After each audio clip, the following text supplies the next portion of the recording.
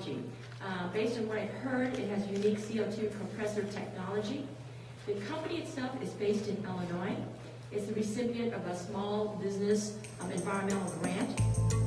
This compressor technology utilizes a natural refrigerant that has, what I have seen, multiple product applications. So a lot of upstream opportunity.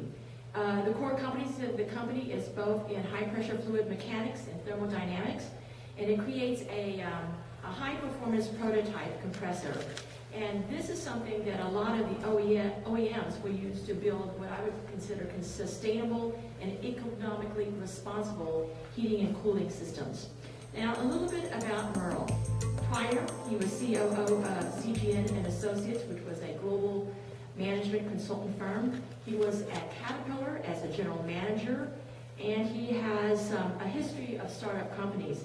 As we had an opportunity to talk a few weeks ago, he has what I would consider a critical success factor. I see hundreds and work with hundreds of startups. And what struck me when I talked to him is he has a history of achieving extraordinary results by assembling an outstanding team.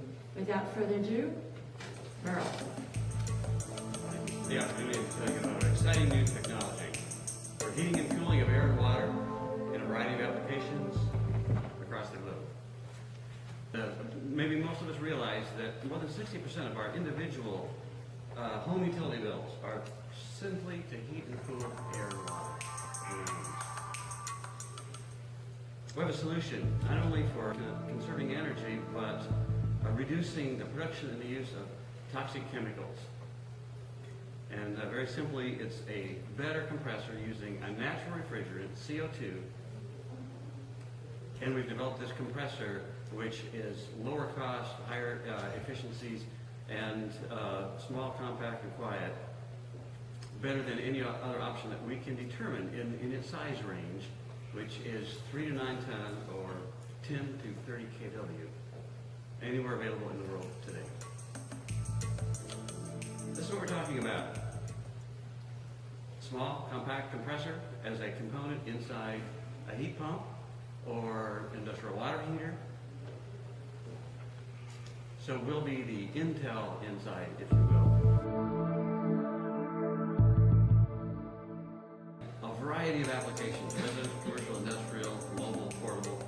But initially we're focusing on industrial and commercial applications where the margins will be better and companies get it. They have to invest a little more now to get a 3 to 5 year payback on something that'll have at least a 20-year life, and it's a great investment in their future. We have a history over the last 3 years of hitting aggressive targets. We do exactly what we say we're going to do when we say we're going to do it. Our third version, which is open shaft design, so we can put AC, DC, hydraulic drive attached to it. Now we've expanded our testing capabilities. I can monitor what's going on in our test lab in Ohio in terms of input temperatures and pressures and output temperatures and pressures and volumetric efficiency and all those sorts of things. Achievements and targets. I indicated that we're constantly, every month, hitting new targets. First, durability. Now we've been focusing on performance. Also, these numbers are actually from Herrick Labs, Purdue University. This shows our latest round of testing, Merle Rocke, Purdue, and all the other CO2 compressors they've ever tested in a comparable size range. And this particular measurement is simply overall isotopic efficiency.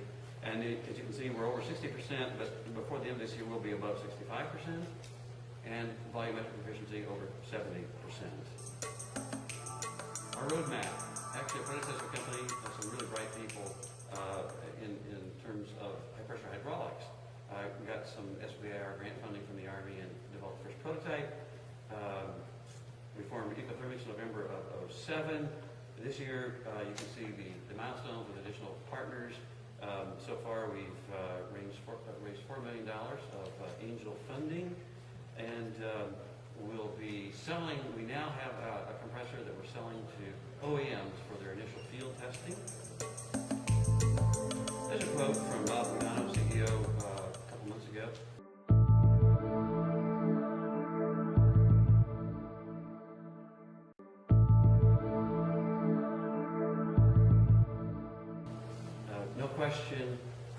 We have a history. You'll all remember Freon 20-something years ago. It was banned, and so we've had every 3, 4, or 5 years a new, less toxic, lower global warming potential refrigerant. So in 7 years, approximately 500,000 compressors going into a variety of OEM products. EcoThermics in 7 years being about a $500 million company in terms of revenue. Two primary objectives: shortening the time to market and shortening the